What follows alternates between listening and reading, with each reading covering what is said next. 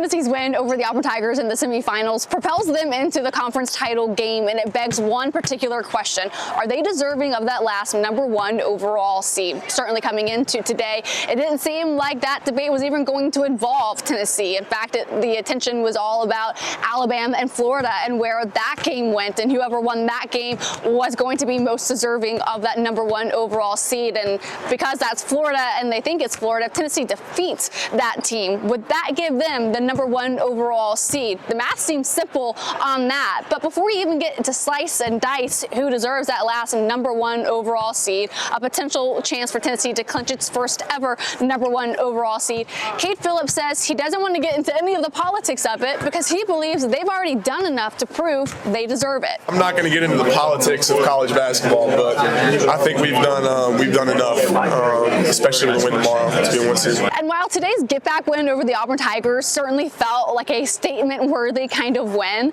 the team is saving that feeling for tomorrow's rematch against the Florida Gators. Tomorrow will be a statement when we win the championship. And the reason why Tennessee doesn't feel that they needed today or even tomorrow to prove that they're deserving of that #1 overall seed is because of what they do night in and night out. They continue to prove that they are one of the toughest teams to beat in the country, and they are one of the toughest defenses to manage in the country. And that was especially true against the Auburn Tigers, and we saw it against Texas. This team and the way that it plays defense will absolutely wear you out, especially with the skills that Jemai Mashack and Zakai Ziegler have. We saw that with Jemai Mashack when he got his 51st and 52nd steal of the season in this game to be second behind Zakai Ziegler in season steals.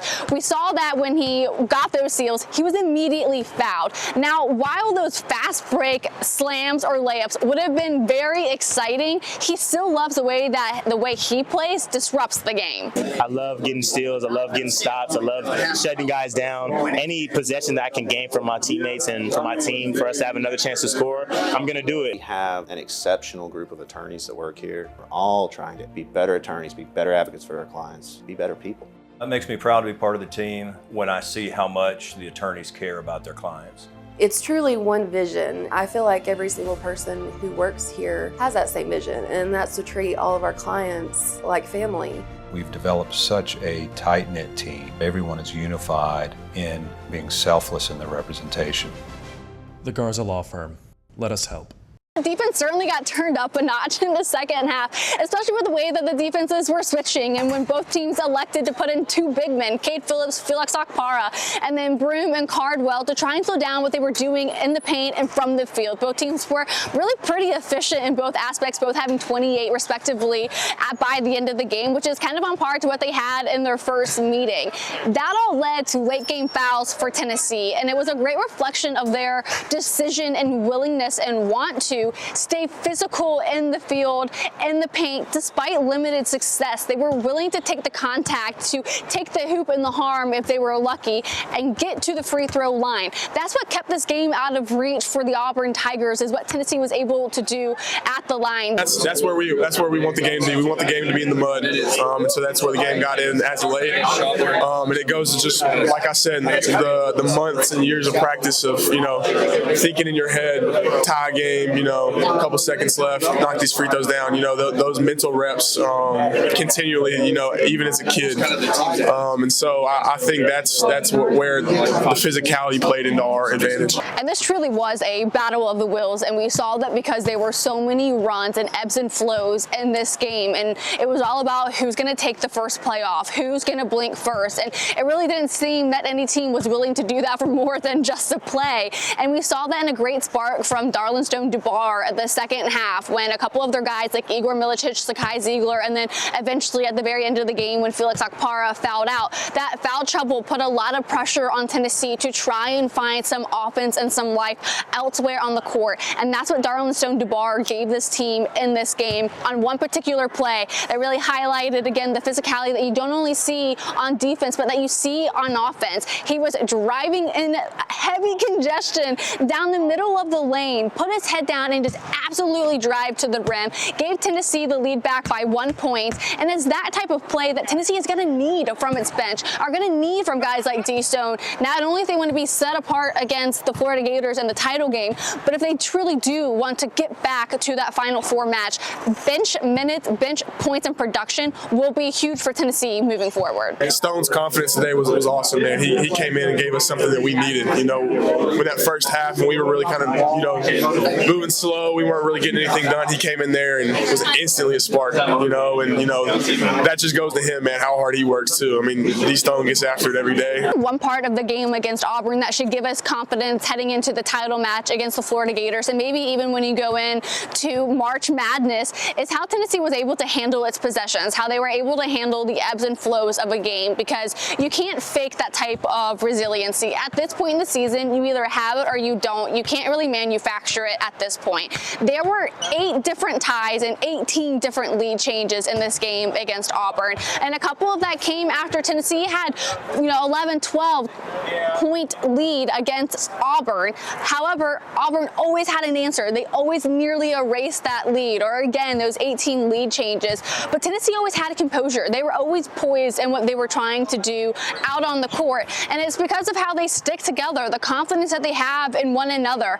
And that's when Phillips says, in those moments where maybe it looks like they're about to get down, another team is making a big push, that's when they lock down and lock in and become really close in those moments together. The lows is when we really get closer knit. And so when that happens, you know, we feel like we're unstoppable. So when teams go on runs, we know that we're gonna bounce right back and be even better. We knew they were going to keep at it. So as long as we kept doing what we were doing, and not reacting to the score, not reacting to how the game is going on their side, and kept doing what we're doing, we knew we were going to be all right. Andros Physical Therapy at Blaine and Strawberry Plains. That's where I've gone to rehab my knee, my shoulder, my elbow. When rubbing a little dirt on it ain't enough. A.G. Hines & Company, a popular place for folks to shop for building materials and tools. They've been selling building materials and tools since anyone can remember. The other bench player that continues to give Tennessee life and is really more like a starter is their 6th man in Jordan Gainey. He continues to show up in the clutch for the Vols. He did so again today for Tennessee when the teammates were in foul trouble for the most part. He actually gave Tennessee its last field goal of the game, made it 68-63, and then free throws really kind of finished it the rest of the way. But it was in his ability to pull defenses his way, to really attack from his mid-range, which he is so good at. And he highlighted that his success to get to those 15 points in the second half was really a reflection of how connected the team is. Really just staying confident within each other, being able to get guys shots, get guys open, get downhill, get to the free throw line, and just do what we do. Being able to, you know, have guys have confidence in me and have confidence in other guys is just amazing. And it just shows like how much of an unselfish team we are. Tennessee turns its attention to the Florida Gators, getting ready for the 3rd meeting this season. It's setting up to be one of the more compelling and interesting tiebreakers that Tennessee will have this season. And if Tennessee has a chance to get another get back, well, they definitely love taking care of business. We love a little get back from whoever. Even though it sucks at the time that we lost, we're gonna make sure we're gonna get it back at some point in time. But you know, we took this one personal, and we should have another one tomorrow that we're gonna take even more personal. For more locker room conversation, certainly make sure you subscribe so you don't miss out on that, especially tomorrow if they end up getting a win over the Florida Gators and getting another SEC title under their belt, and maybe, let's see, the last #1 overall seed for Tennessee heading into the NCAA tournament. Should be an exciting finish here in Nashville. Subscribe so you don't miss out on the conversation. I'll be back tomorrow for more on Tennessee basketball. It's important to make the right decisions, like when to go for it on 4th down, or when to kick the field goal or go for the touchdown. It's also important to make the right insurance decisions too. That's why my office, Trey McAdams State Farm, is here to help you select the right protection at the right price. Our office will make sure you understand your State Farm coverages so you'll know what to expect when the unexpected happens.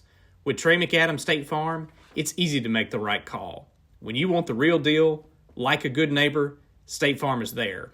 Proud sponsor of the Tennessee Vols.